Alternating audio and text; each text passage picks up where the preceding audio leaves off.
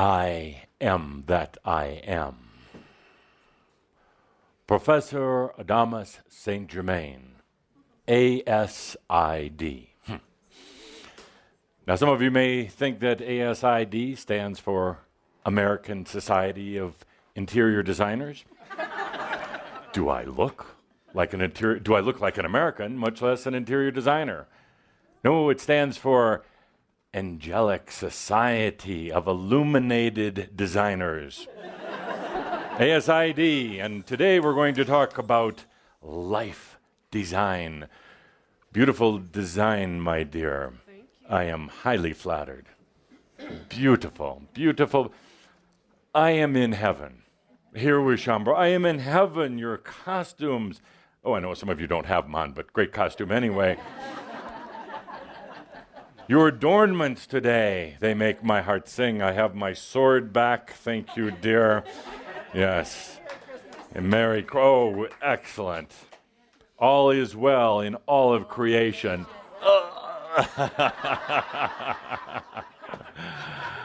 So today, yes, ASID, Angelic Society of Illuminated Designers. And you could be also. You could be also. Today, lovely. Look at what Cauldre got you. Yeah, we want a close-up of that. Yes. Isn't he precious? He was going to slap me, but it would only hurt him. That's the great thing about being a channel. Yes, he is precious. Absolutely. Thank you for acknowledging that. So today, talk about life design, but a couple of quick messages before we do. First of all, I awoke Cauldre at 4 o'clock this morning. Why? Because he was asleep. Great time to talk. And I said to him, Cauldre, Linda, I said, I want to give Shambra a Christmas present this year. I want to give them something special. And immediately Cauldre said, money? I said, no, not money. I said, what does Shambra want more than anything? He said, money again. I said, no. Said they want answers. I said, so today I will dedicate the second half of our program to questions and answers. Woo! So my dear Linda, would you write this down on the board where people can email to you? Okay. With their questions. We'll take questions from the internet. Over here. There you go. We'll take questions from the internet today. So write them out in English, please. Write them out. Make sure they make sense. Make sure they're less than 1 page. And make sure it's a question, not a statement.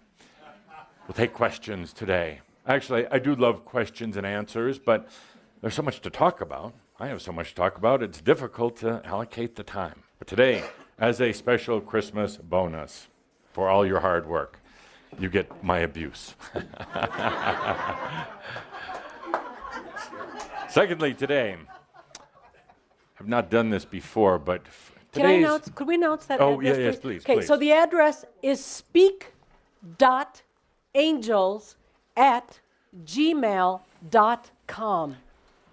And anybody can send a question. Anybody, and my Any computer question is you live and anticipating. Ready to go. Yes, it is. So would you repeat that once again? Speak, SPEAK,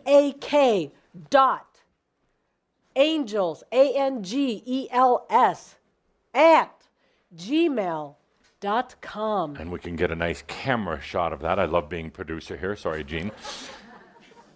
So, number 2, we've not done this in the past, but I'm going to dedicate... Lovely. Oh, no. It tipped over on the Sedona Journal. Oh, no. Well, that's too... I noticed there's a lot of prominent channelers on here. Let's see, Cauldre. Where's your picture? There's Lee Carroll, Steve Rother, Pepper Lewis, but Cauldre, your picture is not on there. Oh. I wonder why not. I don't see any articles Bad boy Chandler. from you in Huh? here. Perhaps, Bad just boy, perhaps, bad somebody boy. doesn't like Adamus. They don't want bad boys. So,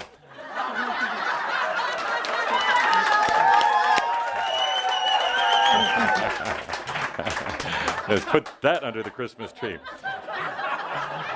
And it was a total accident knocking over this swill. Speaking of swill today, let's break open some wine. It's Christmas. It's the holidays. And why not? So, please, to the staff, the good wine, not the cheap stuff for the dance later. The good wine, and you won't know it later anyway. The good stuff in the back there. I believe there's some bottles back there. Oh, let me oblige you. And I have to say, not good stuff. It is. And by the way, bring out more than one. This is not a Jewish wedding you mean that here. case thing?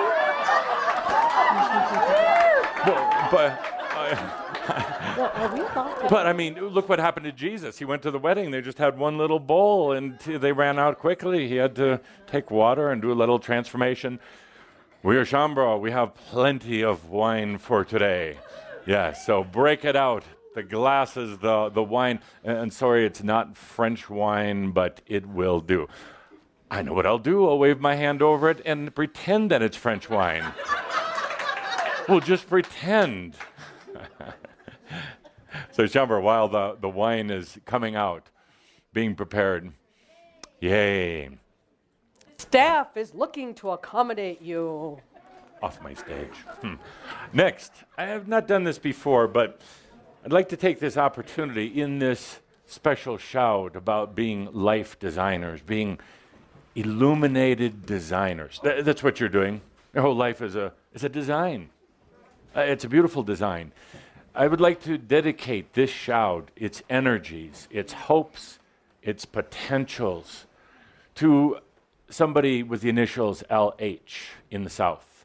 You know exactly who I'm talking about. Exactly who I'm talking about. Because LH, you are going through so much of what everybody else is experiencing, but you're going to an extreme. You're doing it big. And remember, when it is the darkest, drink wine. And remember also that, as so many of you already know, in this clearing process, in letting go, thank you, my dear, my dear. And a real gentleman doesn't place his sweaty lips all over your hands, it just comes close. So, cheers. So, and I'll wait for you to get yours. We'll have the first real Shambro cheer at a shout as soon as you get yours. Is this okay? Sure. Sure. In this whole clearing out process, you have to understand that you get into this human condition, by design, of course, but then you forget that you designed it. You get into this human condition, there comes a point, as hard as it is, it's time to do some releasing, what you might call clearing. It's letting go of the identity, and it seems like death. It seems like the darkest of the dark. It's actually not. That is an illusion. It is the greatest blessing and gift you can give yourself, to release yourself from the stuck energies of an identity that served you up to now. But there's something far grander, created by you, the designer. You, the designer of your life. It's interesting because you're life designers, and you do it in a very interesting way. You segment yourself. You take this essence of you, and then you slice off parts and pieces, or you release, you let go of parts and pieces. A part of you is here in the human experience. It is grand. If you forget about things like death, or things about forgetting why you're here. If you could eliminate those, you could really dance to this life experience. But you placed, as a designer, you placed these things there, this thing called death, this thing called illness, poverty or lack in there. as part of this whole life design. Now you're pissed at yourself about it, but it's been embedded there after many, many, many lifetimes and experiences. So you're in that process of releasing, or maybe it's not really releasing. Maybe it's actually accepting. Isn't it the same? Isn't the total acceptance a release of what you thought the design should look like, of what the life that design kind of took on its own, and now you're bringing that design back? You've been brilliant in putting this veil together that keeps you from absolutely remembering, but the veil is an illusion. It's thin, thin, thin. As Andro will say, it's a half a breath away. But are you willing to take that half a breath? Are you willing to really be so bold and courageous? Because everything will change when you do. The humans have sewn into the fabric of their creation this thing about resisting change. This thing is saying, I just want to do human a little better, but are you really willing to change? It gets down to, as we talked about in Frankfurt, in Dreamwalker Life, it gets down to everything: relationships, jobs, sense of your identity, not self-worth, but identity. Even your health, everything. Are you really willing to go beyond that identity? The identity will not go out of existence. It will just take on a different reality anchor in your life, in your design. We're going to talk about reality anchors today. So your life design has been brilliant in so many different ways. You like to think that you have this thing called a soul. And even we're going to go beyond that in this next year, beyond the soul. Absolutely, because it was one of the steps or stepping stones. But what you have that maybe you've been calling your soul is your wisdom. Your wisdom. Your wisdom is right here. Right here. It's right here and even... Are those genuine Egyptian souls? What are those things? Colorado Egyptian. So, where was I, David? I get so confused. Oh yeah. So you create this, you created even this thing called a soul. It's part of the life design to segment it. It's really just your wisdom. Your wisdom. Wisdom is the result of the distillation of your experiences. Squeezing out the best of the best. Not focusing on the drama and trauma and the negative of your experiences, but like taking an orange and squeezing the juice out of it. Squeezing the wisdom. And that's what a soul is. And it never really was up there. Stop that. It never really... there's somebody up there. Come out. Oh. So there never really was a soul. There never really was. There's never this grand golden angel. We've used those terms because it's part of the evolution, part of the spiral. But now we even go beyond that into your wisdom, your true wisdom, the distillation of your experiences. I love the word distill. To refine, to bring down to the essence, to have the alchemy of consciousness. It's interesting that in our Kihak project right now, thank you, in our Kihak project, we're working with distillation, and I'm actually getting more resistance than what I thought. Kihakers were supposed to be journaling. Half of them weren't. Said they were, but they weren't. The other half would write pages and pages and pages and become preoccupied, obsessed, and almost addicted to their journaling. Writing from the mind. Writing about every little detail that nobody ever cares about, even their soul, their wisdom. Kind of going on in a mental burst with all these words. Thank you. You have to be quick. You have to know when they're taking a picture of you. You never know when they're going to be taking that shot. Nothing worse than a bad picture on Facebook. Should be banned, should be made illegal. I don't know. I've seen some, not yours. Yours lovely. Lovely outfit today. Yes, yes. Wonderful time we had in Frankfurt, in Egypt, yes. So many great outfits. Oh, well, great people. So, I love this distill because it's bringing it down to its essence. So, the key hawkers have been asked to distill in their journals. Supposed to be journaling 3 times a week. It's good, gets you in connection with yourself. Next, I asked them to distill it, 25 words or less, 3 times a week, and they're having a hard time. Now, I would think that'd be easy. If your teacher said, write a term paper of 2,500 words or 25 words, which would you pick? 25. Most would think, but yet they're having a hard time writing about themselves in a distilled process. But I'm asking them to do that. Sorry, key hawkers. I'm asking them to do it. Where are we on the wine? Oh, it's being oh, great, great. Let me know when it's ready because I'm waiting rather impatiently for mine. We put it back here if somebody wants it. Oh, no. That has nothing to do if they want it. Pass it out. Hey, pass it out. Yeah, sure. There's children. We'll have them pass it out too. Wait.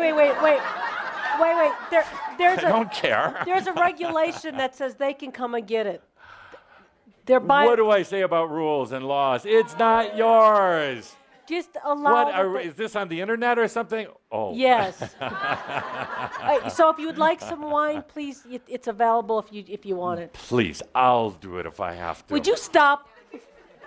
Thank you. Let's just do this. Thank you. You bet. All these rules, all these laws, all these, oh my gosh. We're going to talk about today, life designing. Sorry, they're not going to get drunk, they'll just get a little giddy. It'll make my channel, my answers much better. Much better. We'll be dancing in the aisles. So, distilling. Distilling is taking, without words, please. How much talking is necessary to drink wine? We had a wonderful example on the boat on the Nile one night. Remember, we're sitting outdoors and beautiful surrounding. The sun was setting, the boat floating gently down the Nile. I stood up for my presentation, as I do, and looked out at the audience, 108 Shambra from all around the world. But something was wrong. Something was dreadfully wrong. There was no aisle down the middle. How am I supposed to walk around if there's no aisle down the middle? The chairs were all bunched together. Now, not blaming anyone for that rudeness, I said, Shambra, let's try something here. Let's do something. Get out of the mind. Take a deep breath. Breathe deeply. We are going to do something without talking, with not a single word, and we're going to do it in less than 1 minute. Now, you have to understand we're on a boat. Outdoors, there wasn't much room at either side. But I said, we're going to create an aisle this wide down the middle. Do it. Without a single word, in far less than 1 minute, an aisle appeared. And it was absolutely straight, other than one chair at the front. It was absolutely straight. And it was an example that those who were on the trip hopefully will never forget. It was done smoothly and easily. No blah blah. No talking. No discussion. No brain. It happened like magic. The aisle suddenly appeared. An example of what it's like when you get out of your mind. Take a deep breath, you imagine it, and therefore it is done. So now that the wine is getting distributed, a glass for Linda, please. Of course. Absolutely. We can't have any before. Oh, she'll take the red. No, they already figured out. Good. They take care of me. So, Shambra, today we're going to talk about life design. Let's take a deep breath with that. Life design. And other things. Dreamwalker Life. Dreamwalker Life in Frankfurt. It was truly an experience. It was one of those new energy experiences. When you're at a loss for words, how to describe things, just say new energy. We do. It was an amazing experience, and one of the main points, the very simple, easy point, was when Kuthumi was giving his talk, his presentation. Beautiful, beautiful presentation about his life after enlightenment. After he'd gone through his mental breakdown, laying in bed for nearly 2 years, finally getting up one day and deciding he's going to live. Now, this is a bit of a challenge because most of the ascended masters, 9,000 or so ones who ascended, have their enlightenment, and within days, maybe weeks, maybe a year or two, they leave the physical body. It has been too difficult to stay in this dense environment. With enlightenment, it is very difficult to put up with mass consciousness. Very difficult to be in this solid mass. Hurts the body. Very difficult on the consciousness. And many of the ascended masters feel like they're being sucked back out of enlightenment, even though that wouldn't have happened, but there is a kind of a waterboarding effect. You just feel like it's going to happen. So many of them left. Not Kuthumi. He walked the earth for many, many, many years after his enlightenment. And he told the story of what he did after he left. He gave this advice to Shambhala, so simple, so brilliant. He said it's as easy, and Andra was going to understand this, simplicity, this distillation, this wisdom.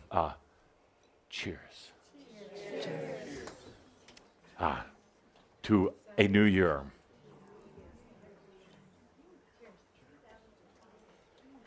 (2012), oh boy. So he said it's very simple, distilling it down to the essence. He said it is simple for any of you saying, yes, I am enlightened. Not I want to be enlightened, not I'm going to be enlightened, not someday, maybe, I have to study for it. I am enlightened. That's it. That's it. You can quit now. I am enlightened. Because the moment you say it, it starts happening. The moment you feel it, it starts attracting those energies. Suddenly, as you feel it, yes, I am enlightened, you start to believe it. You start to live it. Everybody else believes it. You just walk out on the street and start telling people, Edith, yes, I am enlightened. But you say it in that kind of voice. Yes, I am enlightened, kind of nonchalant. Yes, I'm enlightened, like, aren't you? And they believe it, Edith. They believe it. And suddenly they're in awe. And they want to know, how did you do it? You take a deep breath. Facebook, that's enlightenment. You say to them, Edith, you say, I chose it. What else happens after that doesn't matter. Whether they end up, thank you, whether they end up in the Crimson Circle, on their own, some other group dead on the new earth, it doesn't matter. But you say, I chose it. And then I backed away. I got the hell out of my way so the enlightenment could be with me, rather than worrying about every little detail.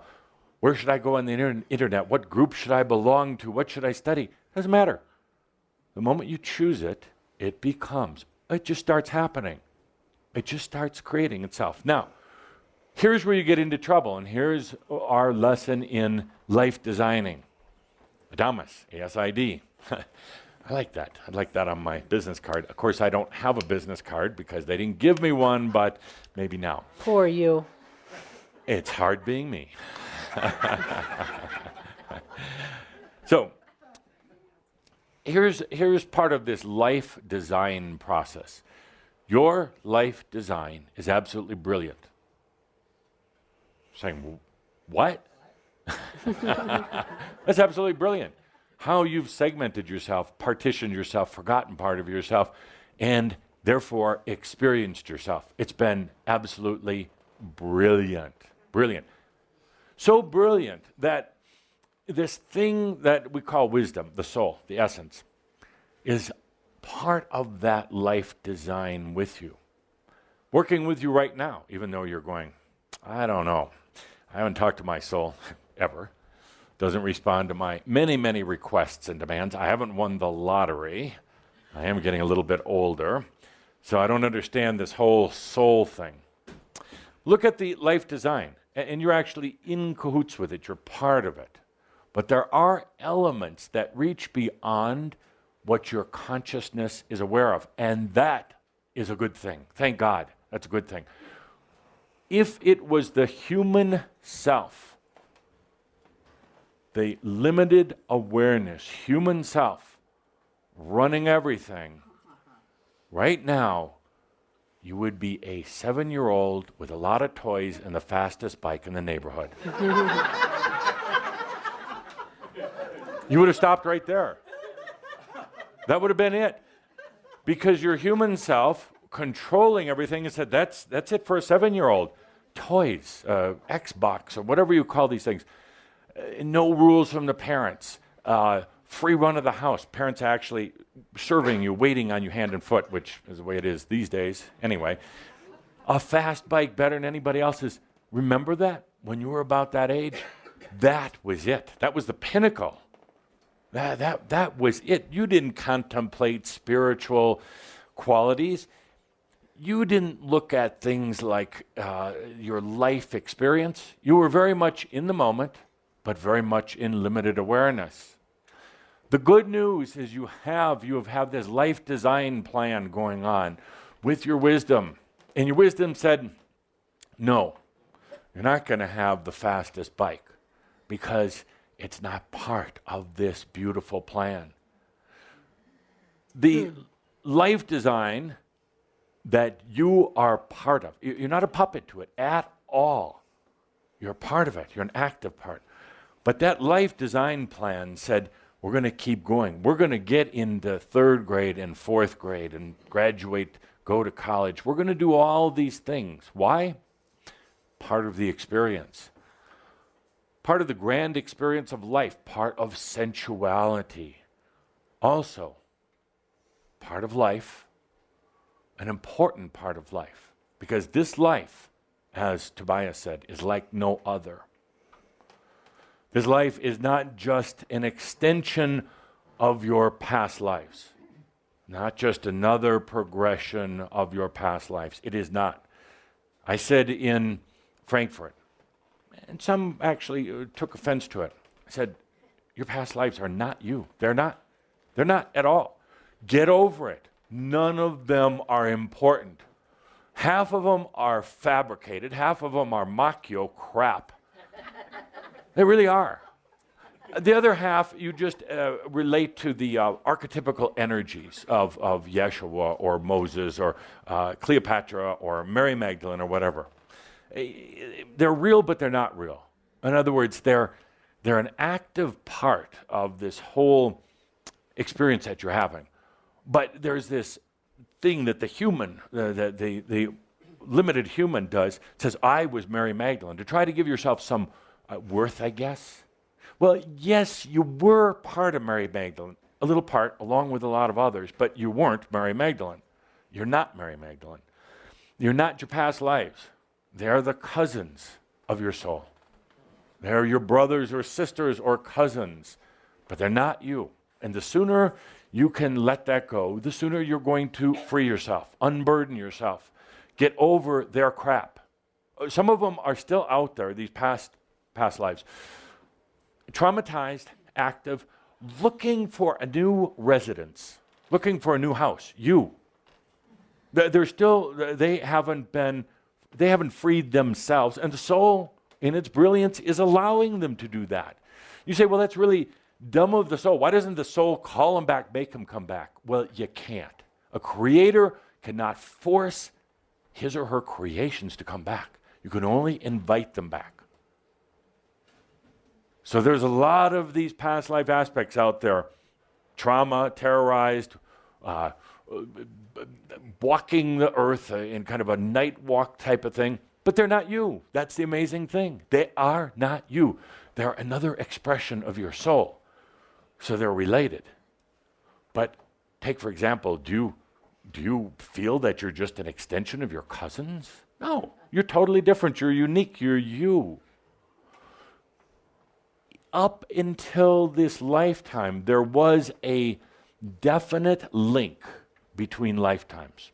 There was a type of progression. But then, in the brilliance of the life plan, the life design of the soul, it says, I'm going to create an expression of myself that's different. That's not just another lifetime. Why? Why? Well, because it got tired of doing the other lives and just realized it needed something to set itself free. The soul, you realize that you are the standard for all those other past lives, for all the other humans, for yourself. You're the point of integration of yourself. You're the point of enlightenment for yourself, not those other lifetimes. Even if you were Buddha, not that lifetime, this lifetime right here.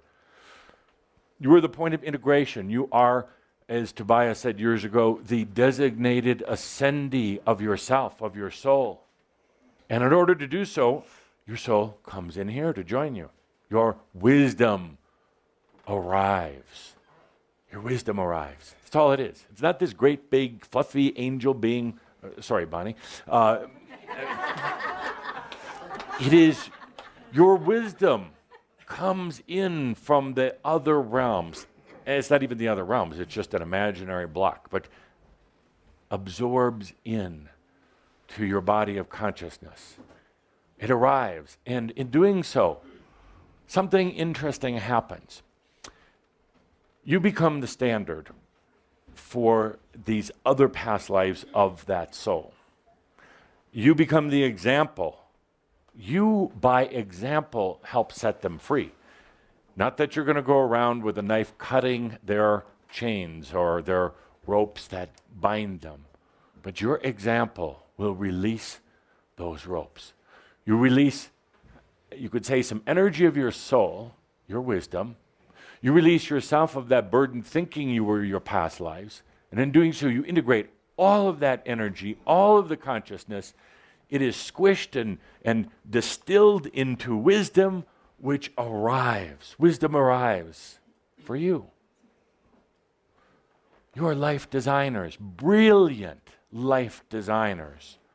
Brilliant in how you put this together. You doubt yourself so often. And this next year, you're going to learn more than anything. Let go of that doubt. You're going to see how you are also ASID, illuminated designers of life. The difference is now, is you're able to open your eyes and start seeing this. You're able to get out of your head, which would have been very difficult to do 20 years ago. We're doing it now. You're doing it now, getting out of the mind, allowing it to happen. The difference is you've gone through human hell. You've gone through the difficult stuff. Couldn't have got much more difficult. Correct? LH? Couldn't have got much more difficult. So now, what's left? Enjoy life. What the hell? Why not? Let go of the rules. Let go of all those things that would have bound you before. Brilliant life designers. Brilliant in putting yourself right here, right now, and there's nothing you need to do. That's the brilliant part. Nothing you need to do. No mantras, no chanting, no crystals, just go through every page here, just read that. None of that. None of that at all. No readings, no anything. You take a deep breath, you realize you are a life designer. You realize that this is all natural. All natural. We've talked about it many times. You're walking backwards through time to experience how you got enlightenment. And now you just take a deep breath and say, yes, I am enlightened. Yeah, you have to say it with a bit of an attitude, some acting. Yes, I am enlightened. Yeah. Yes, I'm enlightened. I'm enlightened. Yes, I'm enlightened. And suddenly, you say it with a smile and a laugh, suddenly it changes everything. The energy, the amount of wisdom that comes in, the reunion or the reconnection between the human self and the wisdom. And it comes in and says, wow, glad to hear you finally admit you're enlightened. You're no longer on the path. You're no longer striving for enlightenment. You no longer care. It's just, yeah, I'm enlightened. Why not? Let's enjoy life. Oh, I thought you were trying to fondle me. So Shambhara, a deep breath with that. And speaking of that, next lifetime. So we're talking about life designing here. Next lifetime, what's it going to be? Oh, I can feel you say, what do you mean next lifetime? This is it? Hey, no more next lifetime. I thought that's what the Crimson Circle was about. It was the exit door. Adios and farewell. Nice being here. Glad to be gone. Gaia, have fun down there with all the rest of them. I'm out of here. Really? Really? You could make that choice. But I don't think this is what your wisdom is thinking. Well, your wisdom is not thinking, but feeling. I don't think it's what you're going to feel next year. Why? Because you're going to start to realize next lifetime. When I say that, you go into, oh my God, being born again. What am I going to look like? How smart am I going to be? How much money am I going to have in my pocket? Am I going to have those same goddamn parents I've had for the last 5 lifetimes? Not them again. And the brothers and sisters, why do I keep coming back? Maybe they're coming back to you. Next lifetime. What if it's totally different? Until you are one that enjoys every day. And here's a hint. The Ascended Masters are coming back now. And they're coming back in physical body, but they're coming back different. What if you could come back in physical body by choice, choosing your parents, your situation, but not dumb human choices. Not, I'm going to win the bleep lottery choices. That's a dumb choice. That's the dumbest choice I ever heard from a human. I need to win the lottery. You're going to waste your energy, my energy, on wanting to win the lottery? That's stupid. Sorry for all of you who stopped at the gas station today on the way up and you're sorry. That is stupid. Why? You're wishing and hoping. You're in mass consciousness when you're playing the lottery. You're competing with everybody else who are all desperate schmucks trying to win. It's true. I'm sorry. They get so not all of you. 2 of you got offended when I said that. But More it's than true. I say we're going to increase clarity. We're going to turn up the temperature. We're going to call Machio when we see it. So where was it? Lottery, dumb. Your soul, your wisdom doesn't care. It actually is got a good design. It knows that you're going to self-destruct with $3 million. You are. You're going to self-destruct. You're just going to intensify any feeding that people are doing on you right now. You think they're feeding now? You haven't seen these octopuses put their arms around you until you've got $3 million. Then you're going to wonder if you know what to do with it. You're going to make the worst investments in the world. But fun for about a year. Just a couple more. Then you're going to make the worst investments because you're going to put your money in some scheme, now thinking that you're amazingly brilliant. I mean, you should be putting your investment where? In yourself, thank you. And that's the last place you put it. And then you're going to go buy some ridiculous things, but that's good, actually. Sports cars, a few other things like that. But because you really don't love yourself, then you're going to crash the sports car, and your house will burn down, and all this other stuff. And you're not going to have $3 million. You're going to be in debt, filing for bankruptcy, and you're going to be mad at who? Me. Absolutely. Me. And you're going to say, we go through this every night in your dreams. Every night we go through these arguments, let me call them discussions. You're going to be mad at me. You're going to say, why didn't you tell me? You're supposed to be a prophet. Do I look like a prophet? No, I'm not a prophet. I will make one prediction for next year. Everybody's in on the prediction thing. Profound prediction for next year, for 2012. So much hype about this. By the way, so much hype about 2012. Reach in, get some of that energy, because there's a lot of it out there. It's chaos energy. It's wacko energy. But there's a lot of it. Breathe in, reach in, grab some of that, bring it into your life for something you want to do. Bring it in for you. Not to win the lottery, but just don't worry about the lottery. The energy's going to be there. Reach in and grab some, because there's a lot out there. Prediction for next year, 100% guaranteed to come true. Things are going to change. You don't need to read this. I'm holding the back. You don't need to read that or anything else or even anything I say. I'm picking on everybody. Things are going to change next year. You say, what changes? Well, tell me what's going to happen. Lindsay Lohan's going to go into rehab. Kim Kardashian's going to get engaged to a girl. And it goes on and on.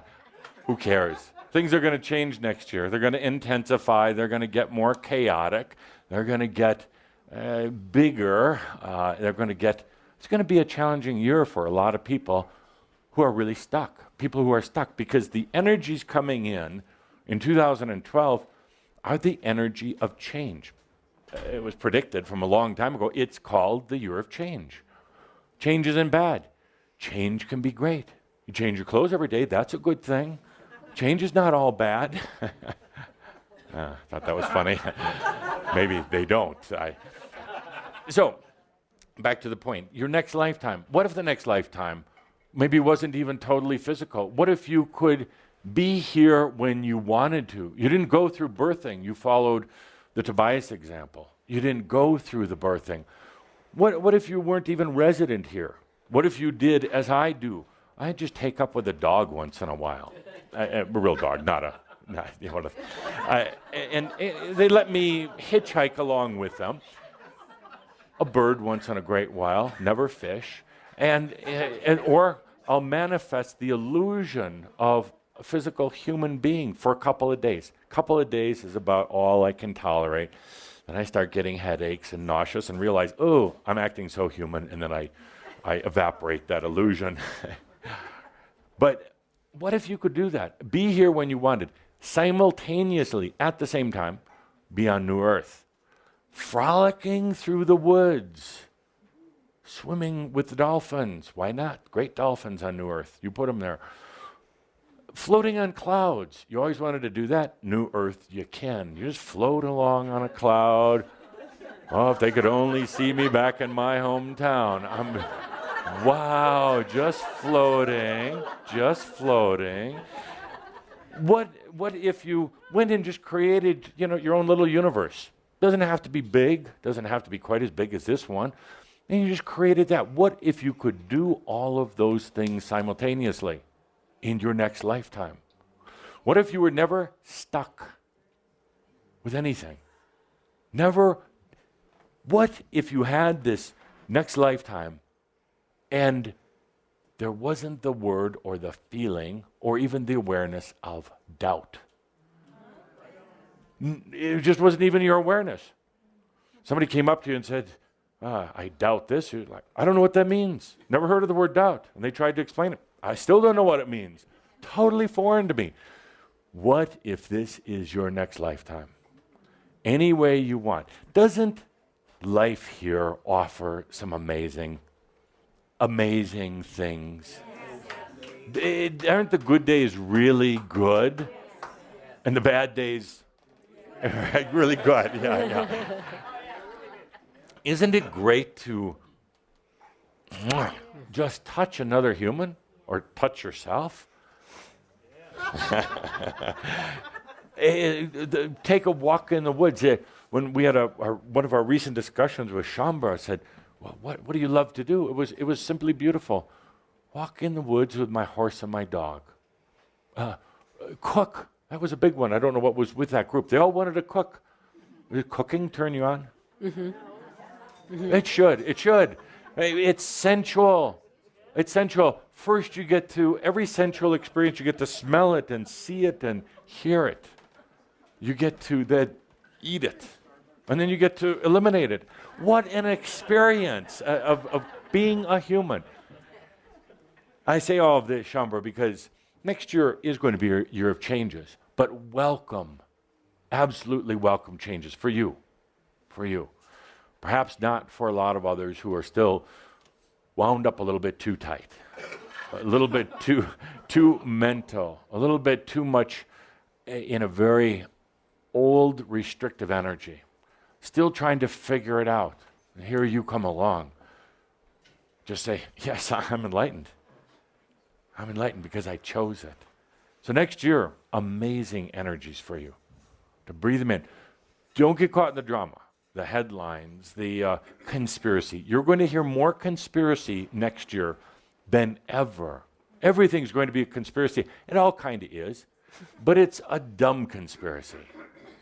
And I said before, the people at the head of governments, I'm sorry, but they're not bright enough to really carry out a good conspiracy to take over the world. First of all, why would you want to? Why would you want to? What do you get when you take over the world? It's bankrupt. There's a lot of disease. There's a lot of wars. And starving people, dumb people. There's a lot of that out there. So you're going to hear a lot of conspiracies. Oh, you're going to hear them about me? I love them. I love them. It's just energy. You're going to hear them about Shambra. Shambra, don't you know somebody right now, I know you're there, is watching in, taking notes about this group and what they do.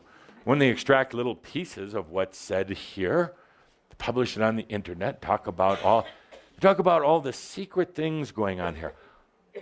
Hello, how secret can it be? Camera pans over there.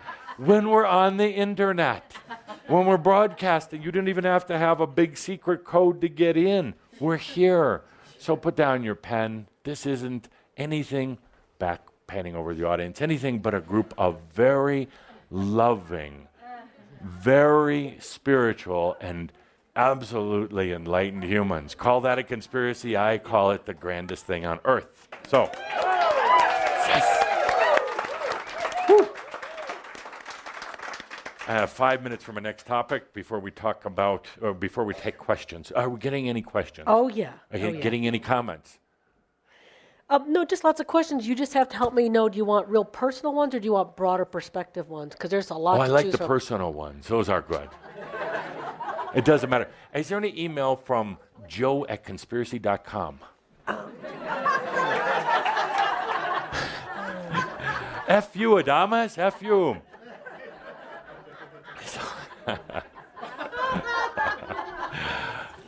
Oh, dear Shambra, I had so much fun in Frankfurt. You were all there one way or the other. We celebrated life in a way that only you can do. I mean that seriously. This other group that wanted me, only you can do. Because you're not looking for a guru. You're not looking for all sorts of structures. You're anti-structure, which is good. We can really move. Next year, it's going to be soaring. You are going to take yourself to a new level next year. So next point, very important. Would you mind writing, or are you busy there? No, I just was perusing. Next point, very important for next year. Okay. Okay, this year was the year of reordering. We started out early in the year with our message, our discussion about reordering. Sir, could we say one more time that if you want to send in a question, you can send it to speak, SPEAK, angels, ANGELS, @gmail.com. Got it. Good. Now, we talked this year about reordering.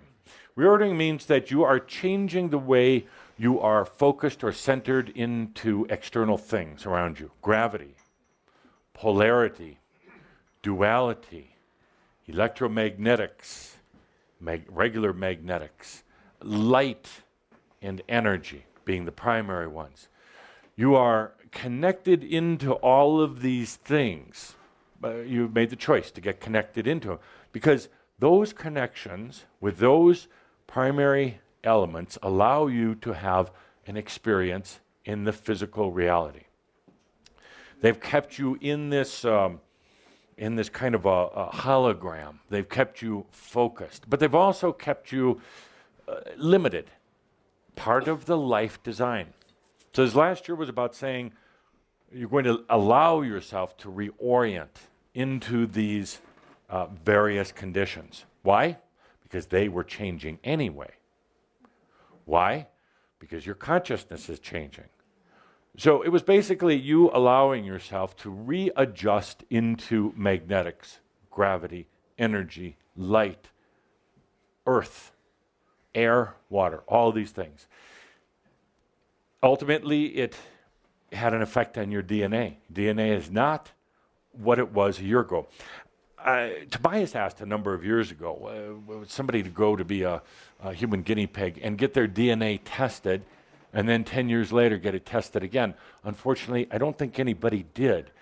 But if you had, even if you had a year ago had your DNA analyzed, had it reanalyzed, it would be markedly different. Be different than what it is right now. It's happening, not to many humans, but it's happening because you're allowing it to.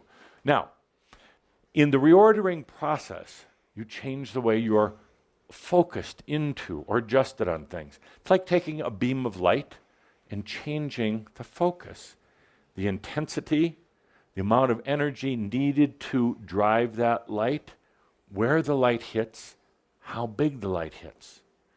So you've changed your focus or your orientation. You did it with actually a minimal amount of what you would call side effect. Getting ill, going crazy, having things happen to your body, rashes and other ailments. Many of you have gone to the doctor with the old "what's wrong with me" ticket. The doctor said, "We can't find anything. We can't find anything." Or they just thought, "Yeah, we'll give them something here. Here's some medications for you." What's up here? I thought that was good. There's nothing wrong with you physically. So you've gone through a lot of changes, gotten through it pretty gracefully. Now we go to the next level this next year. You have what are called reality anchors. Boom. Reality anchors. These are coming from the inside, not the outside. Last year was the outside, but these are your reality anchors. You have tens, thousands, who knows, millions of reality anchors. Your five senses are a big part of the reality anchor. You have a certain way of looking at things, hearing things, smelling things, touching, tasting things. These are all anchors that put you, I'm going to draw a picture now, thank you. These are all, thank you. So, these are all ways for you to anchor your reality, yourself. It keeps you in what you would call a focus. It keeps you in a dimension. It allows you to stay kind of in here with only slight shifting back and forth. And I'm done, dear Linda. These reality anchors are the way your furniture is arranged in your room. It's not feng shui, it's a reality anchor. You know you put it there, or it was put there for you. Whether you think about it every day, there's a certain pattern or organization to all these things. As you're going through building the new place, you're saying, well, let's put the chair here and the bookcase here. These become reality anchors. And while they seem insignificant, actually they're not at all. Because if somebody walks in and moves that chair about 1 inch, you may not notice it right away with your eyes or in your mind, but there's going to be an uneasy sense in that room. What's wrong with this room? I need to sage, or I need to call in a feng shui expert. No, It was your anchor got shifted off a little bit. You anchor with things like your vehicle, your car. Sometimes sad to give up a old car, get a new one. It was an anchor. Now, you quickly adapt that new anchor into your life. Your emotions are a huge reality anchor. Your emotions, your anger, your happiness, your laughter, your imbalances. Your imbalances, believe it or not, even though they sound imbalanced, are very balanced. They're anchored exactly where you put them.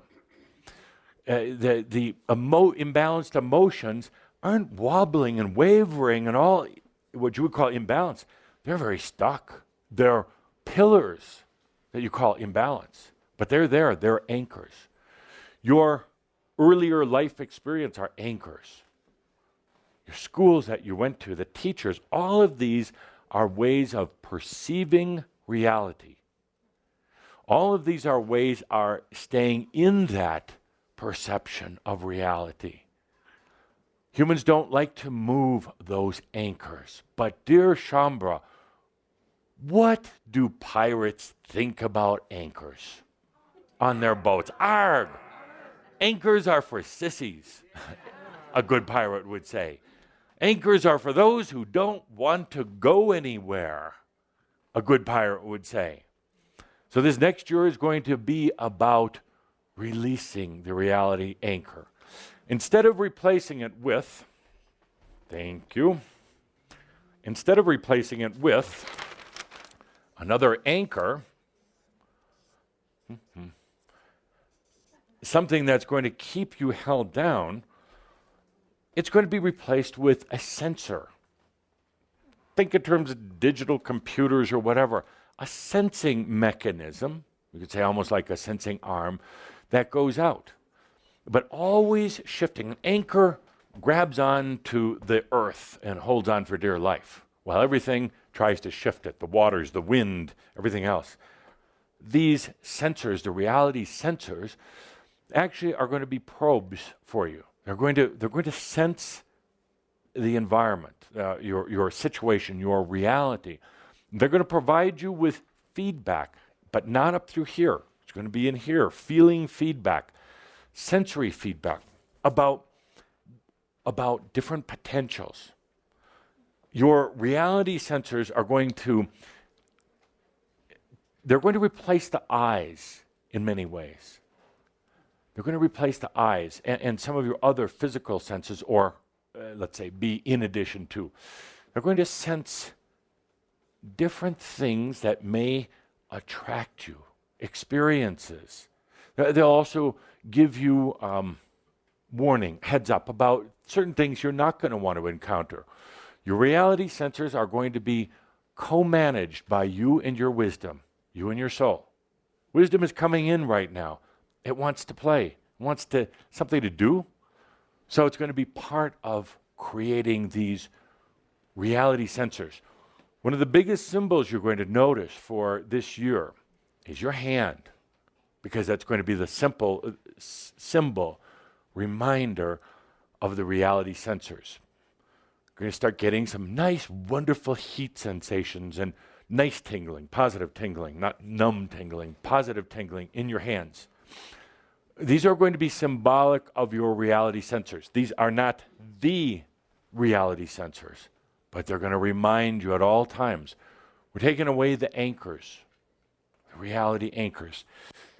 You even had reality anchors into potentials, into tomorrow.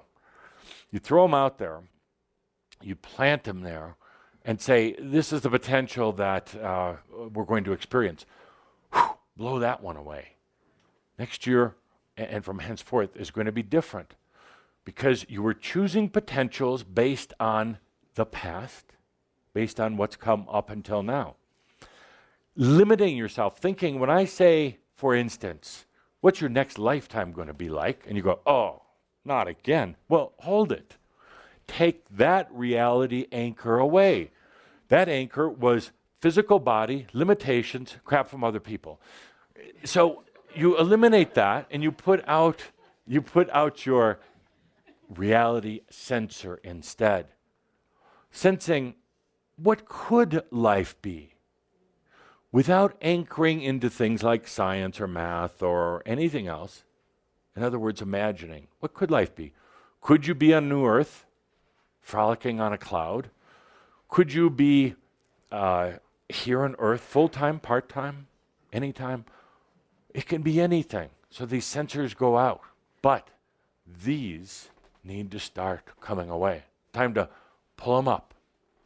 Time to set sail into the changes that are coming around next year.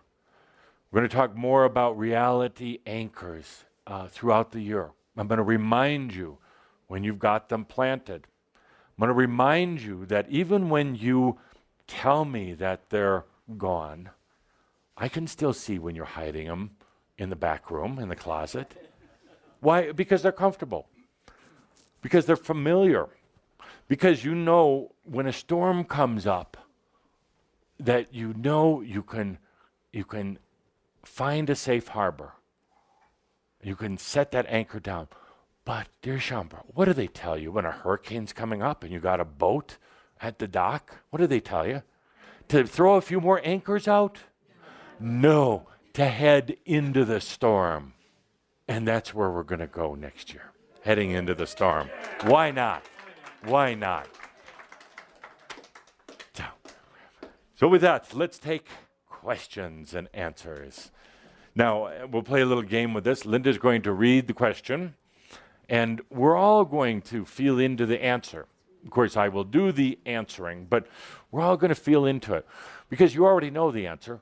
The person who sent the email is already going to know the answer. And by the way, yes, we'll take a few from this group as well. But we want to acknowledge all the wonderful beings who are listening in online.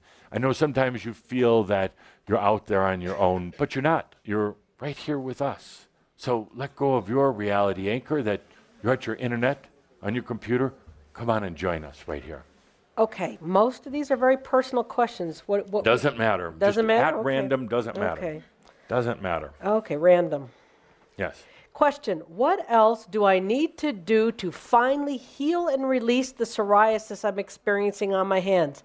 I've eliminated many foods, which has helped, but never healed 100%. Why can't I release or get past this experience when I choose to? Sure. Good question, because you all have some psoriasis or something in your life, some little condition. Please talk to it. Talk to it. What is this condition trying to tell you? It will answer it. It will answer you. Generally, it's one of a number of things. It's a method for releasing some very toxic energy that's been built up in your body. And far better to have a little psoriasis in the hands rather than to have some very deadly terminal disease. True? True. So part of it is a way of releasing. Now, at a certain point, you do have to say, what is still releasing and why is this taking a long time? Why am I continuing to keep that slow process? Why not just release it all? Why not just say, yes, I'm enlightened? Psoriasis can't hang around too long with enlightenment. There's no place for it. The other thing is I just mentioned hands. So part of it also, for all of you, your hands are going to intensify. You're going to notice even changes in your fingernails, changes in whether they're warm. A lot of you have cold hands. Not you, sir. Warm hands. Warm hands. I just wanted to shake your hand. A lot of you have cold hands. They're going to warm up, and then you're going to be wondering why they're so warm. Is there something wrong with you? Do you need to go to a doctor? No. It's your reality sensor, the reminder of it at work, out there. So, but more than anything, when you have a rash, or a lot of you still have stomach issues, because just to keep it simple, a lot of you are still holding on to some SES issues in your life. In other words, you're letting people feed from you, and you're still playing the victim. Your stomach is telling you, the stomach is where this SES is, stomach is telling you, love yourself, love yourself. You cannot battle the SES virus, but you can love yourself. And the stomach problems go away. There is no doctor, there's one doctor, maybe a few, There are very few doctors on the earth right now that know how to diagnose chambra. Very few. Very few. And I hope this is an inspiration. Nay, it will be an inspiration for your show with Dr. Doug. Let's get down to, let's go past the medical. Let's talk about what's really going on. The way doctors diagnose things right now is mental. It's very limited. It's not wrong, it's limited. What you're going through right now is very different than anything that's been written in a medical textbook. So why not use this existing show? Could we have the door opened a little bit? You're generating a lot of heat in here. Very hot, perhaps over here for a moment back there. Oof. So what a great platform for truly, and I'll come on the show, even though Caldera says I'm not going to channel anymore on the air. That's Macchio. I'll come on the show. And we'll talk about how to diagnose chambra. Is that fair? Are you talking about AstroDoc Yeah, on AwakeningZone.com, the first Wednesday of the month? Yeah, why don't you tell Hosted by everybody Douglas about Davies, Dr. Douglas Davies. Absolutely. Let's turn that, if you and AstroDoc agree. Let's get away from the medical. Let's talk about chambra diagnosis. What's really going on? What's really going on? See, now that would provide such a service. So, psoriasis, take a deep breath. Why is it there? Why is it still irritating? What's it trying to tell you? And I don't want to tell you. I want you to take a look into what that condition is telling you. What does psoriasis do? What are the symptoms? Dry, itchy, irritating. So use that as the basis for addressing. There's something in your life that's being irritated. Something that's needs attention. It's dry. It needs breathing. Breathe into your hands, right? Good. Oh, it's freezing in here. Would you close those doors? I'm pretending I'm a human. No, keep that one back there open. So next question, and then we'll take one from our studio audience, our wonderful studio audience. Okay, now the question has the name of somebody you're not supposed to say. In the last months, your friend, begins with an R, said that Romania, Hungary, Poland, and Paris will disappear from the world in less than 2 years. This channeler said that almost all of Europe will be entirely underwater at the end of 2012. How do you comment on that? You're telling us to have fun, and this other being channeled says we should build a bunker. You owe us the truth. Thank you. So, and there's going to be a lot more of those type of messages. They'll come and go. What about the photon belt? How many of you spent money preparing for the great photon belt about 12, 15 years ago? Calder, would you raise your hand?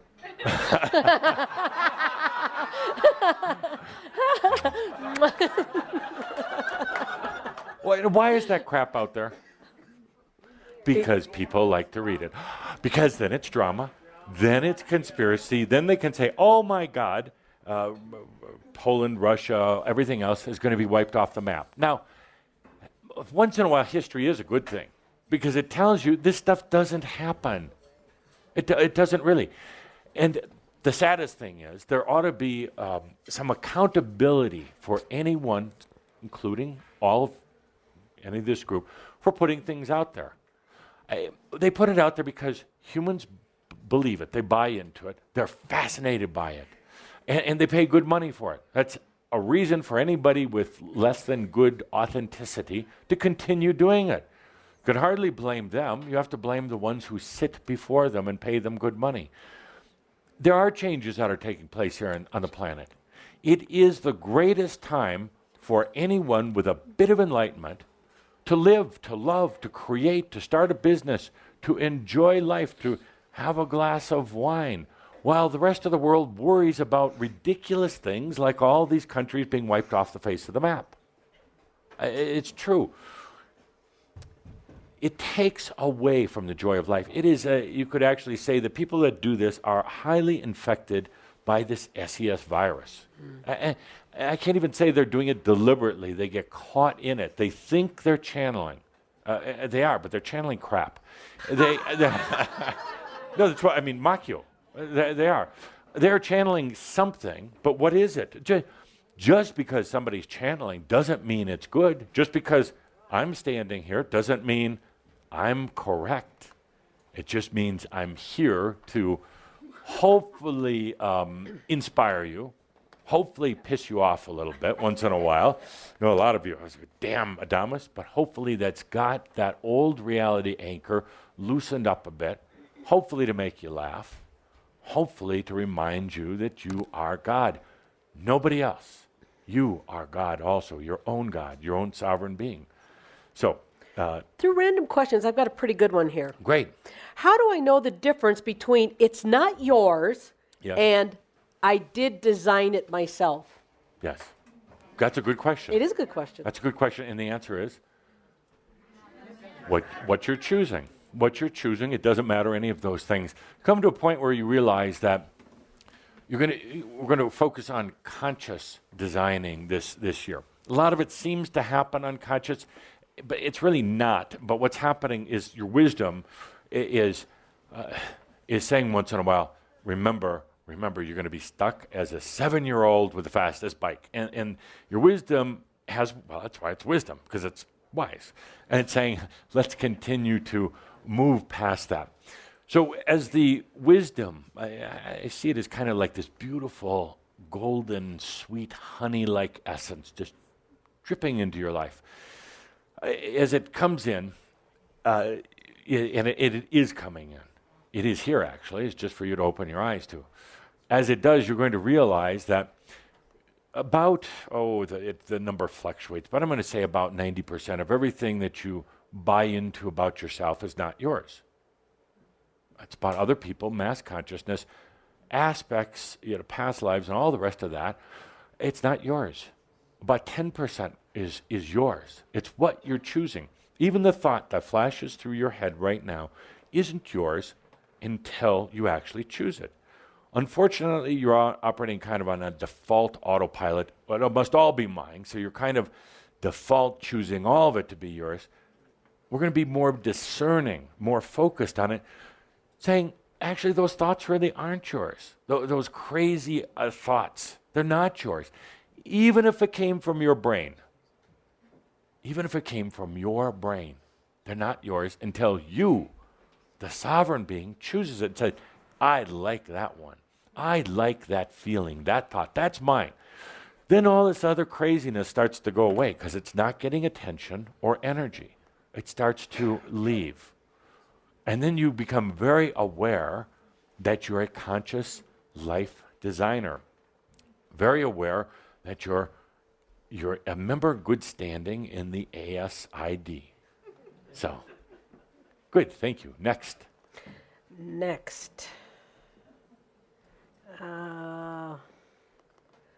Why the hell won't I let myself find a man I can love and who will love me? Love and much appreciation for what you do. I love you.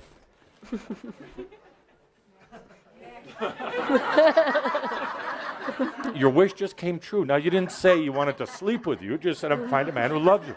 I love you.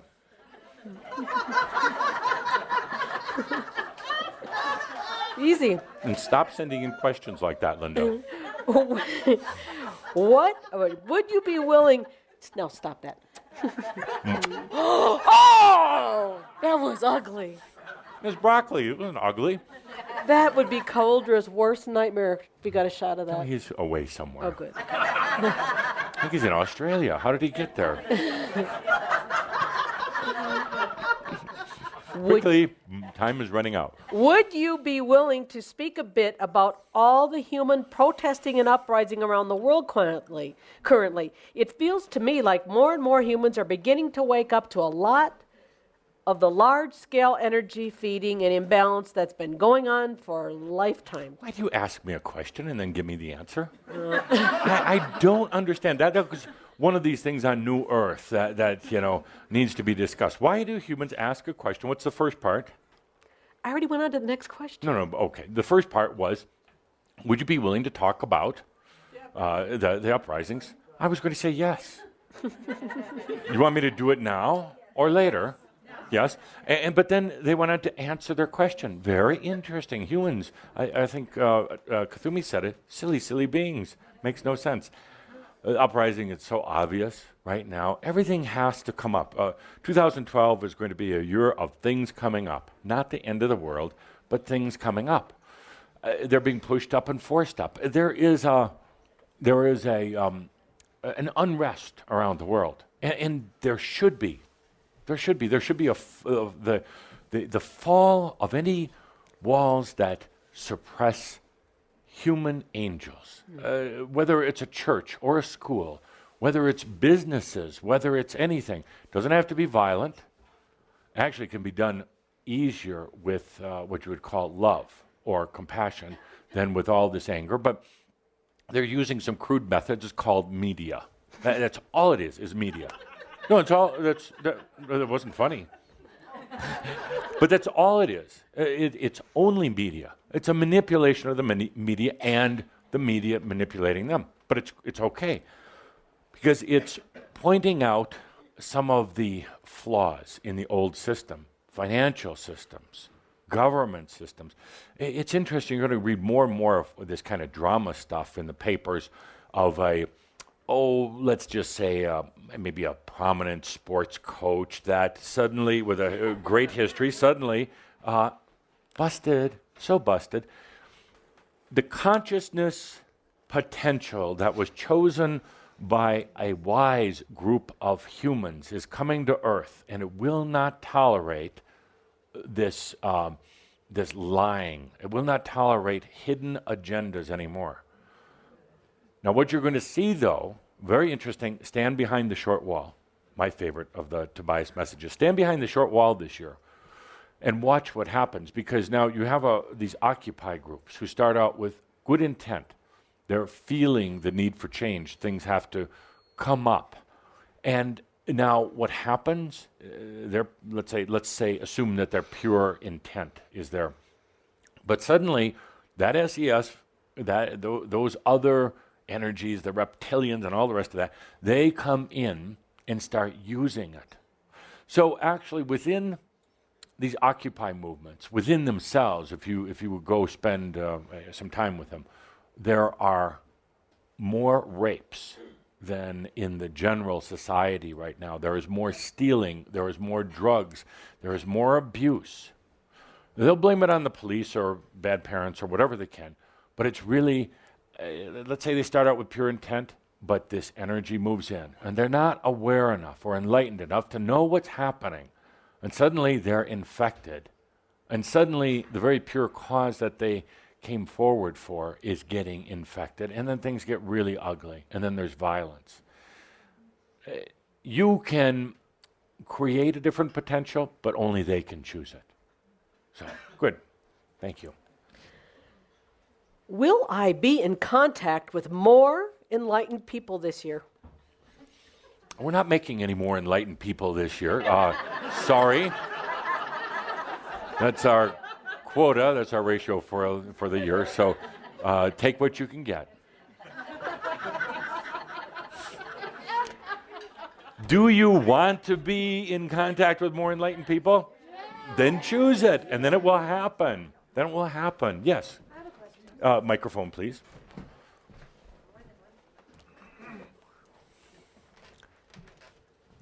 Yeah. So you were talking about next lifetime? Yes. Playing on New Earth clouds, which sounds like fun. Yes. And then being able to do all these things. Right. What I wonder is, can we do that in this lifetime? Oh. Because I want to do that totally now. blew my closing statement. And a half hour too early. Now, how do you think that makes me feel? I was royalty. I'm ascended. I'm kind of like well-known around the angelic circles. And you take my punchline? I'm enlightened. You're enlightened. Thank you. Thank you. Absolutely. We'll just walk back through time. We'll pretend it's 3 minutes to 5, and we'll just walk back, and I'll give my closing statement right now. So, how to throw a guy off. So, yeah, absolutely. Why wait? Total mess. Why wait for your next lifetime? Or better answer, why don't you start your next lifetime right now? Right now. Why not? Don't give me all the scientific reasons why you can't. You can. Get rid of the old anchor points, dear pirates. Get rid of those and start it right now. Absolutely. Now, that being said, allow. Because a lot of things have to start shaping and shifting. And I'm not saying limit, but be a little patient, because you still have a physical system that was designed a long time ago. There's still a lot of mass consciousness around. It takes a while, but actually, it's already working. Right now, simultaneously, you are also on the new Earth. You're having about 16 dreams right now as you're sitting here smiling at me, knowing what you did to me. And you're kind of searching into potentials. A lot of things are happening. The question is right now, is the shift in awareness, or the opening in awareness to where you know these things are happening. How long is that going to take?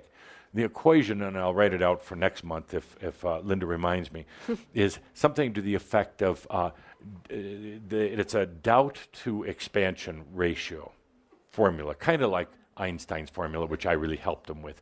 But but it's similar to that. We'll have a doubt to reality formula that we talk about. So with that, that's the end of our talk. Feliz Navidad. I'll see you next month. No, we'll walk backwards through time. Okay, so now we're not at the end. We're somewhere in the middle. But I released my anchors. I don't have to have a closing statement. Okay. Another question? Here and then back to Edith. Okay. Why, Adamus, don't you talk about UFOs? You said that you would talk about them in the past. Because I don't like them. Because it makes me nauseous, and then it's Cauldre that vomits, not me. Because Tobias talked about him, and he said that, I'll write it out, he said that aliens are a lie. Alien. Yeah, you weren't listening back then. They're a lie. They're a part of the great big humans are putzes theory. By believing that there's these grand intelligent beings, which there aren't, in other cosmos, you get to deny yourself here. You get to think that somebody's going to come along and save you, or do anal probes, one of the two, or do an anal probe and then save you. It's a form of denial. And it doesn't make a difference anyway. They're insignificant. They're here, the beings from other dimensions, generally not even physical in nature. They're just get over that one. Aliens aren't physical. They're kind of, they have a different type of essence, but they don't take on physical body. The ones that stray here by accident really hate it here. They hate it. And the stories get out to the rest of the universe, the rest of creation, about how awful Earth is, because it's dense. And they're not used to dense bodies, because it has an energetic gravity, not just physical Earth gravity, but a consciousness gravity that sucks people or beings, aliens, in, sucks them in. They get sucked in here, then they forget that they're aliens. And they start thinking that they're humans. And then they get born after the parents, do the thing, and they get into a physical body, and now they're in the same boat that you're in, but they're in the back of the boat. They have to spend a lot of lifetimes, and then one day they have a car accident, they get knocked unconscious, and they wake up and go, I'm not supposed to be here. I'm an alien. I'm from someplace else. What the hell am I doing here? And then they start going to readers, and they start going to psychics and everything else, and the psychics now get caught in their whole drama and the alien races. Oh, by the way, does that sound like your story? It is. You're the aliens. You're the UFOs. You don't belong here. You got stuck. I'm having too much fun with you today. Calder's asking me to, what is he saying, temper down a little. But why? Why? Next question. No, I am not done with aliens. So there are some life forces that are very, very interested in Earth. They watch you from a distance. They're not stupid. They watch from a distance. They send probes in. So that's true? South Park was right? Yeah. That's a different type of probe. They do send energy, you call them beams in, waves in. And sometimes you'll perceive these as little metal ships with lights that spin around. Most of the time they're not physical. But that's your anchor. You have to make it physical to try to understand it. So your eyes see it as this metal ship floating around. They got over metal ships a long time ago because it was a waste of good metal sending it here. So now they use these light probes. They're not more advanced. You could say technically, yeah, they have a few things that you don't have, but they're not more advanced. Actually, there is no place more advanced than Earth. If they were so advanced, they would have already come down and told you that you are God also. Now get over everything else. That's what they would have said. They said, what are you searching for? Start living it. They are interested in something you have that they don't. They're fascinated by it. They are intrigued by it. They want to manufacture it, package it, sell it to other planets maybe. And it's called love. Love. Love. Love was invented here, created here, and experienced here, right here on Earth. Love wasn't from another planet. Love wasn't even from God. God knew nothing about love until it occurred to you. Nothing. How could Spirit have known that? Spirit knew a connection with you. Spirit didn't know what love was, and now does because of you, because of what you've experienced. And when you experienced it, you felt that surge within you, and you expanded yourself momentarily to be the other dimensions and back home, and you said, I love you, dear God. Kind of like saying to yourself, I love me. God felt that, having never felt love before, never knowing what love was, being overwhelmed and saying, I love you also. Thank you for showing me what love is. These other life forces, these what you call highly advanced, intelligent life forces, do not know what love is. They want it. They're trying to analyze it. That's the sneaky thing about this love that you created. It's not in your blood. They analyze blood sometimes. It's not there. It's not in your brain, thank God. This love is not there. The love is not trapped in this organ called the heart or in your skin. You can't trap it or contain it, even by writing it in a song or in a book. Love is one of the only substances in all of creation that is undetectable. You can't analyze it, you can't measure it, you can't detect it. You can only experience it. So, aliens, UFOs, yeah, good. Now you know my feelings. It's the humans that count. And people get so distracted by these, whether it's because it's a savior or something to aspire to. It's not. It's right here. It's right here. It's sitting in these chairs. It's listening on the internet. This is where it's at. This is why I'm here and you're here. This is why we're talking about life, living, absolutely living life. So, thank you.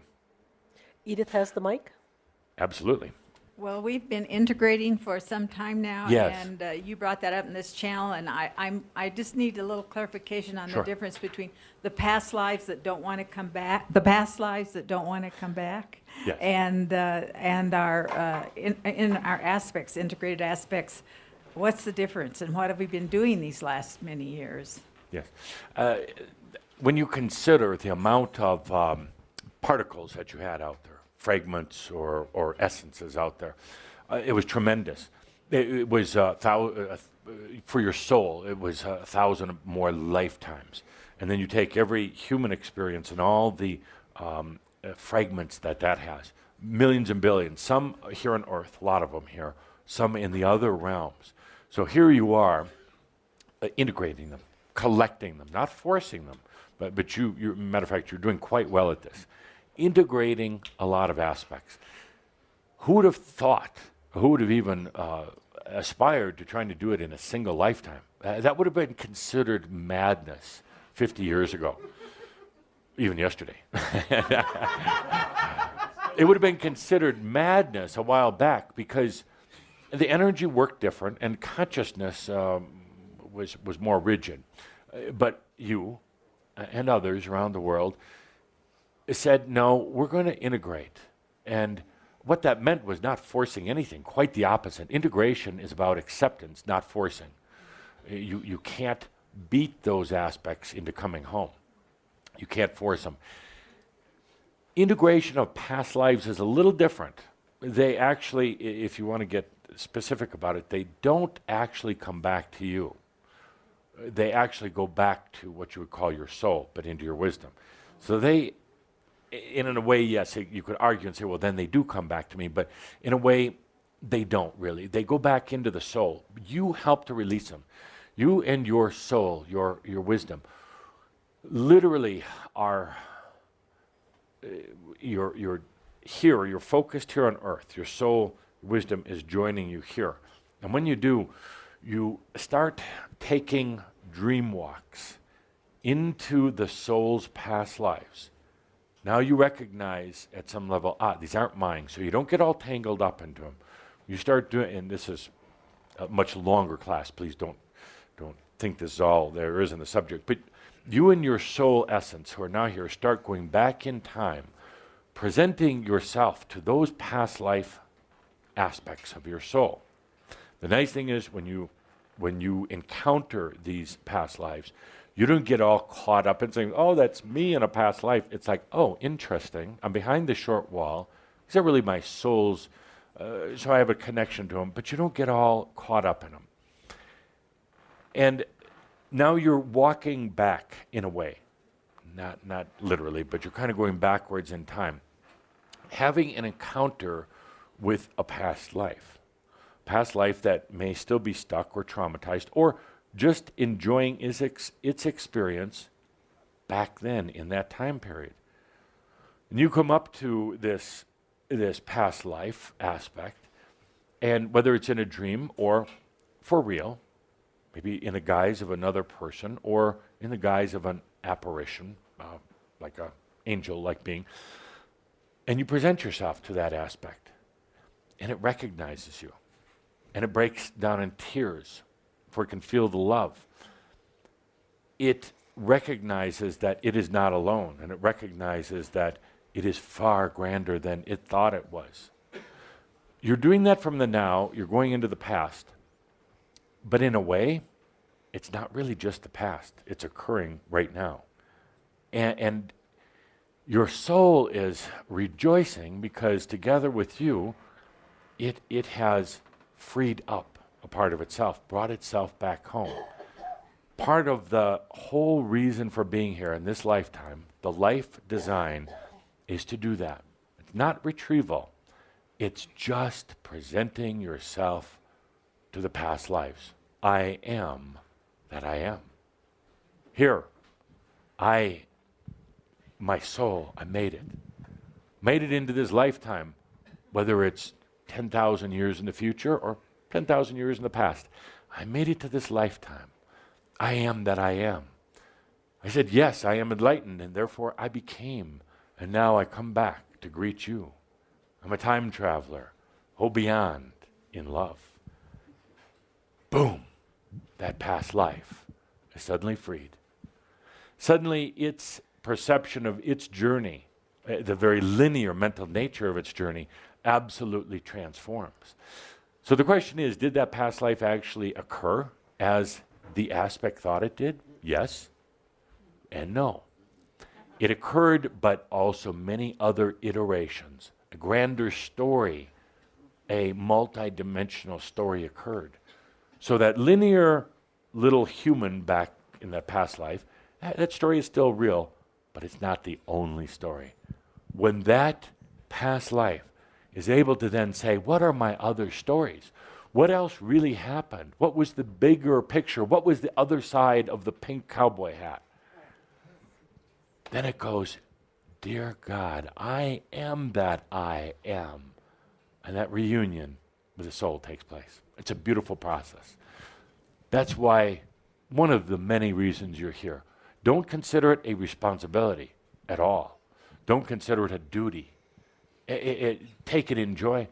Don't do it at all, doesn't matter. But it's one of the things that actually your passion at working with your wisdom said, let's do that. Let's go back and visit all of our potentials, all of our past lives. I know, more questions, but I'm having fun. No. I was just turning my direction I towards know. you to just enjoy it. So, Edith, that's what you're doing right now. And sometimes it's easy for the human self, the 7-year-old with a fast bike, to say, well, how come things aren't better? How come I feel so limited? Well, stop feeling so limited. Yes, you are enlightened. Look at what you're doing right now, all of you, setting a potential for Earth and new Earth. You're going back and opening up the perspective of past lives, helping to, not to free them, not quite the right word, Cauldre, but you're helping to illuminate onto your past lives. Imagine the whole change of dynamics when that occurs. Now, because you were going to ask, why don't you do it yourself right now? Why don't you dream walk yourself right now? In other words, why don't you present yourself to you, your soul to you? That's all it is. Presenting you to you. It's an amazing thing. It's a real time, in the now dream walk. Let's make another note for next month. Let's do that. Next month, a dream walk into yourself. Edith, I love your wisdom. Thank you. Thank you. Another in-house question, yes. Better than an outhouse. Yes. I'm frustrated by the yo-yo between my mind and my heart. Yes. And I get so much in my mind and I choose to go to my heart. Yes. And it's like instantly my mind yanks me back out, whether it's mass consciousness or what it is. How Yes. can I stay more in my heart? Because I feel like my mind is really limiting me. Where do you prefer to be? In my heart. In your heart. Why is your mind then playing this game? Loaded questions. Don't you love it? Yeah. Don't you love it? Why is your mind playing the game?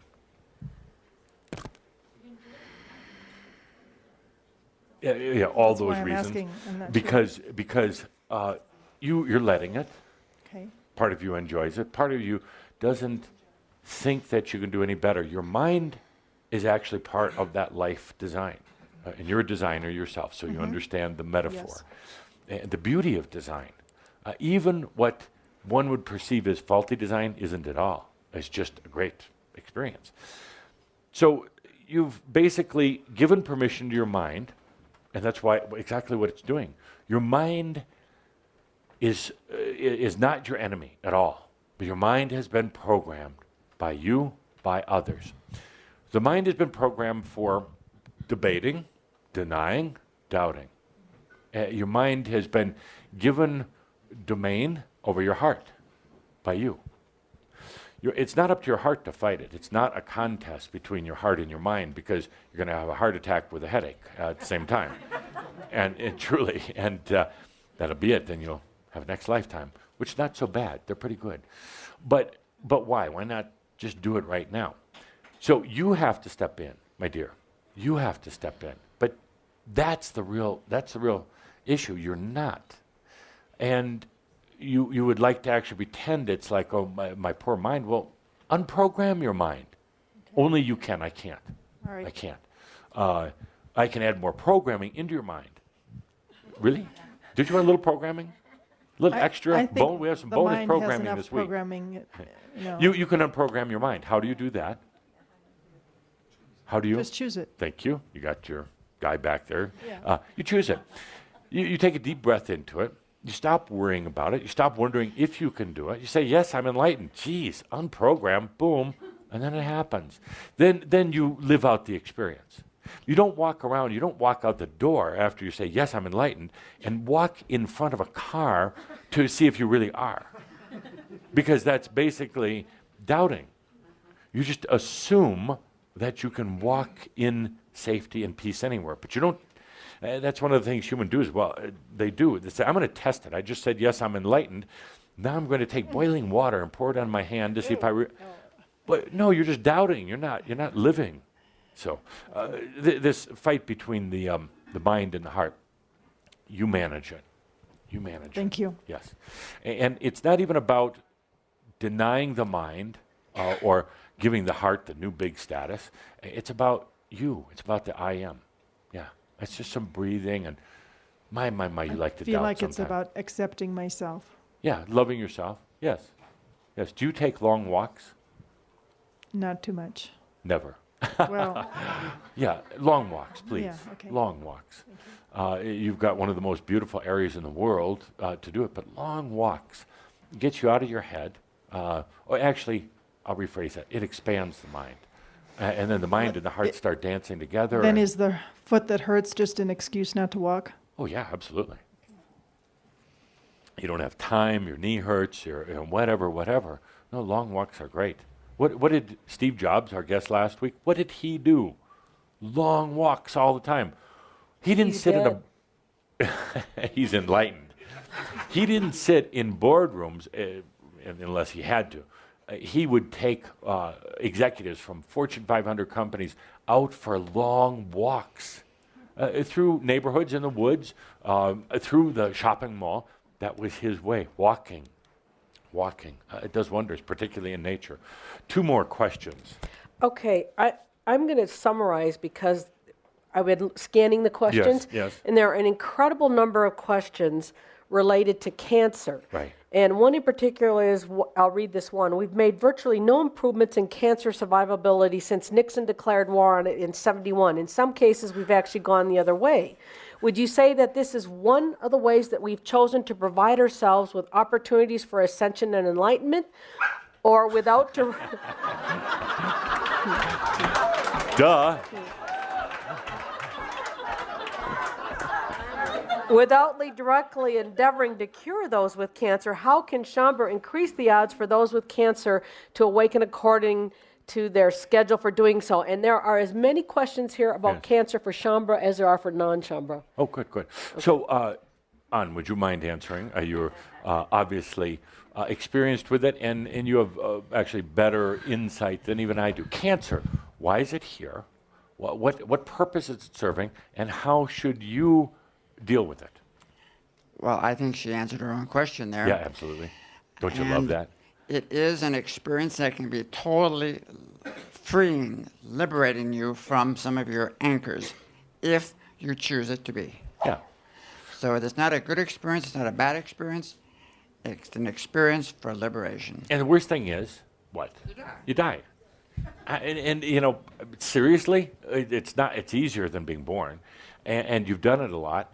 And that identity of yours screams out and says, but I can't die. Well, you're going to anyway. But it's an anchor, the run from death. And once you accept that, you're going to die, which you've done over and over and over. And you finally got to the point, it's like, geez, all right, but I'll just live in the meantime.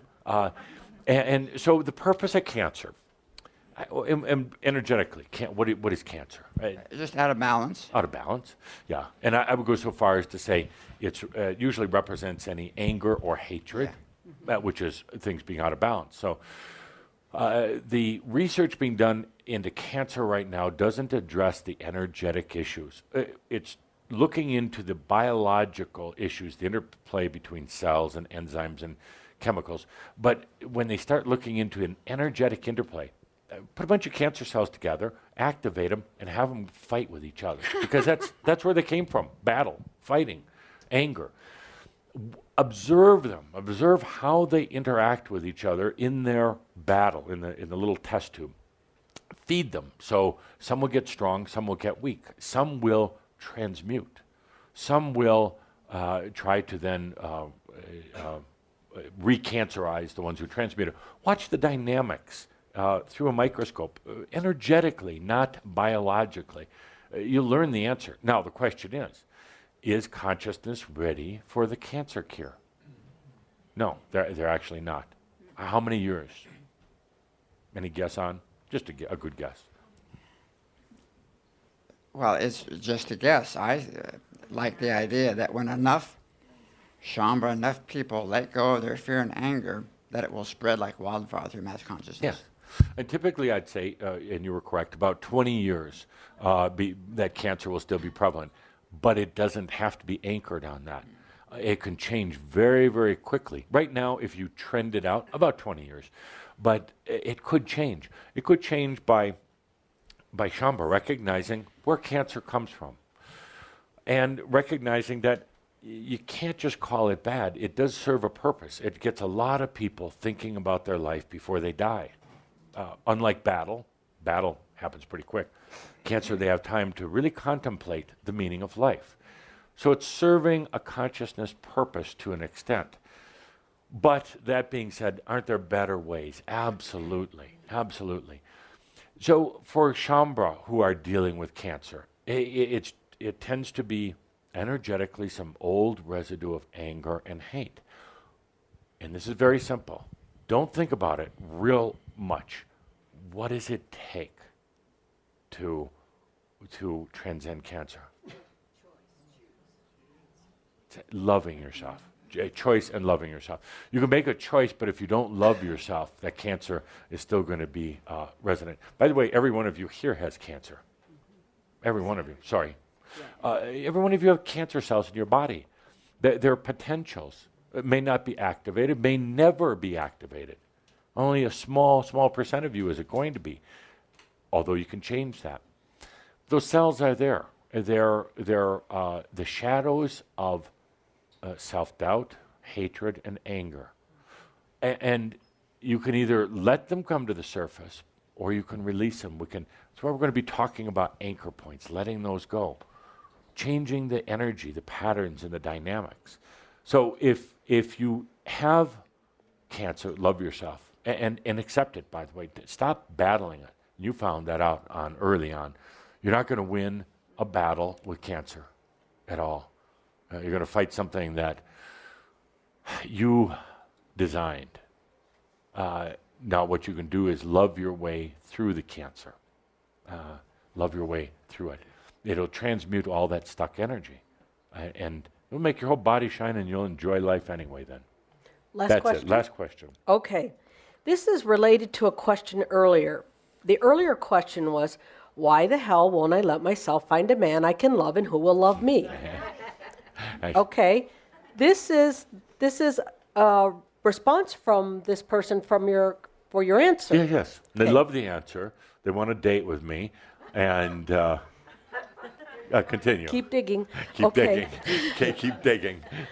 Why was my question ridiculed? It was heartfelt. It causes me as much discomfort as eczema, which was answered seriously. Yes, absolutely. Absolutely. And no offense meant, but you do have to be able to laugh at these things a little bit. And let's just dig right in, since we're already partway in. It's first of all, it's about loving yourself. And you've set up a life design, all of you, in one way or the other. It's about loving yourself. You're not going to find a man. Why? Because your soul is smart enough to know that it's sticky. It's sticky stuff. Just like finding somebody else is going to distract you. It's about loving yourself. You're not going to find anybody until you can love yourself. It's a beautiful plan. Look, if you're into statistics, look into the statistics of Shambha who are single, or single without children, or single with children, doesn't matter. Why? Why? Because you have bad breath? No. Because you're don't have much personality? Well, not at all. You got great personality. You designed it that way so you could have time to fall in love with yourself. So you don't need a man or a woman or anything else. You don't need a dog or a cat. It's about you. And your life design says, discover yourself. Now, I would come back on you and say, why are you so desperate for a man? Why? There's just going to be another lifetime with another one of those man experiences. This is the lifetime to be with yourself. Why not take that same passion and that same energy and invite your soul into your life? Instead of sharing your bed with a stinky old man, why don't you share it with your soul? Instead of taking a drive with a man and then having Can you do both? Yes, you can. Good question. But I know you on the internet. You're going to try to do man first, enlightenment second.